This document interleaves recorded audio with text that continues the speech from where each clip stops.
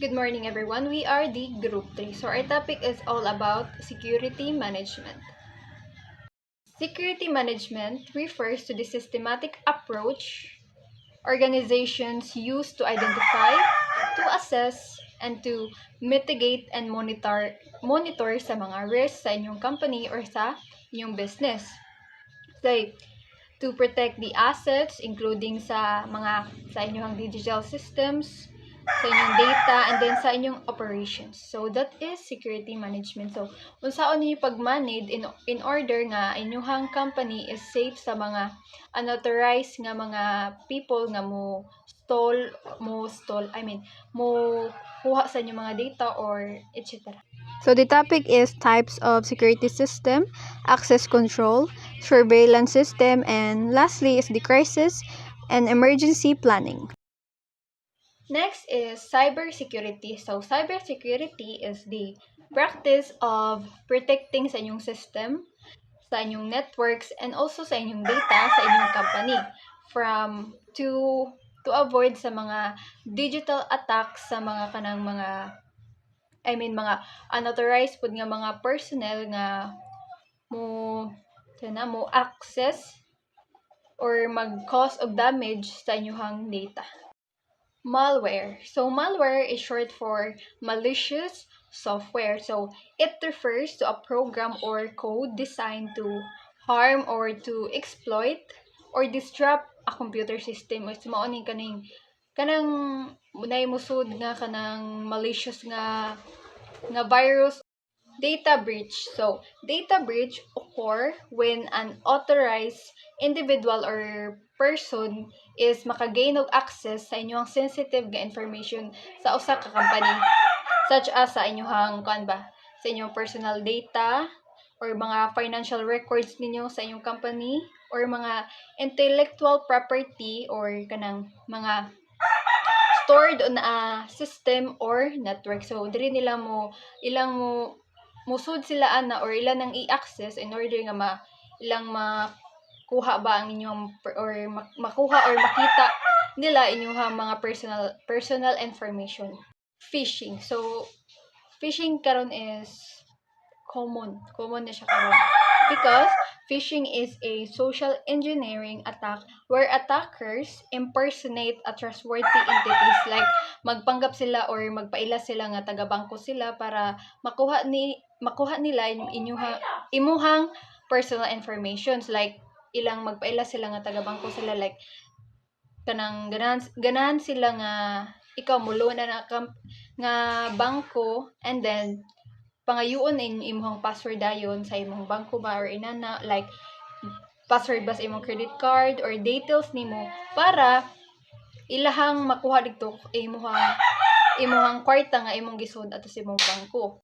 So next is ransomware. So ransomware is a type of malware or malicious software that encrypts sa victim sa ilang file or imong file, like ila ba nang ilak inyong system dayon if ilan ng malak is mag-demand din sila payment. So bali mauna na ang ransom niya.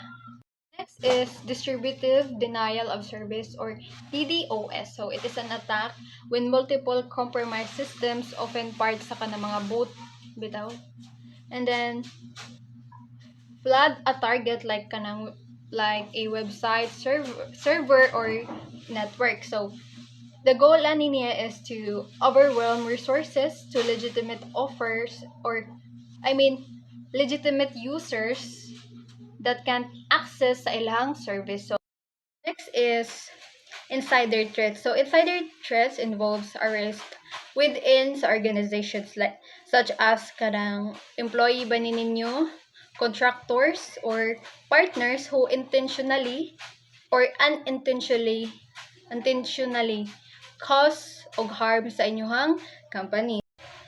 Network attacks. So network attacks target the infrastructure connecting devices, like aiming to intercept or disrupt or manipulate data in transit. So common types include man-in-the-middle attacks, where attackers eavesdrop on communication and which redirects traffic. So how it works is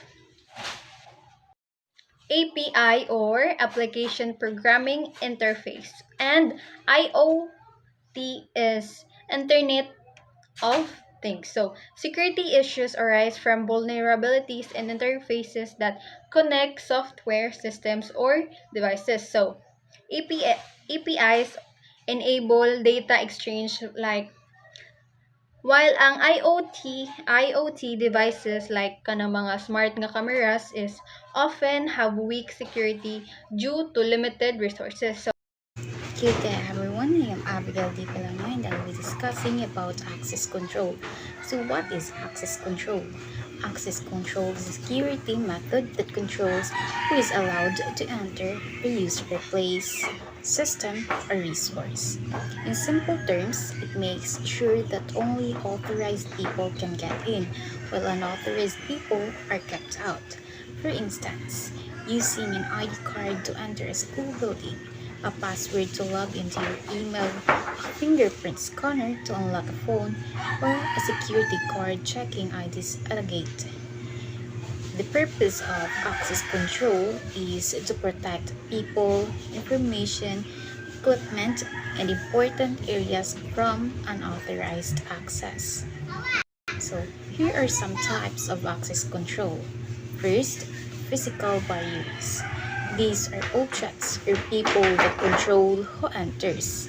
For instance, turnstiles at train stations, school gates, and security guards checking IDs at the entrance.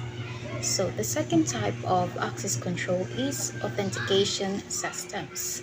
These are tools that confirm your identity before letting you in.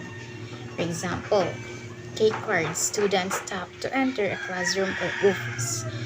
Second, biometric scanners like fingerprint or face ID, like unlocking a phone. Third, PIN codes on dorm doors or office keypads. The third type of access control is Electronic Access Control Systems or EACS. These are computer-controlled systems that track who enters and when. For example, a school system that logs every swipe of a staff ID. Second, access doors that automatically lock or unlock during certain hours. So the fourth type of access control is visitor management. This manages guests who are not part of the organization. For example, visitors signing in at the front desk. Second, getting a temporary badge or QR code before entering. The last type of access control is zoning and tiered access. Not everyone is allowed in every area, or access depends on the person's role. So, for example, students can enter classrooms but not the server room. Second example is staff can enter offices but only maintenance can enter electrical rooms. So that would be all about the access control.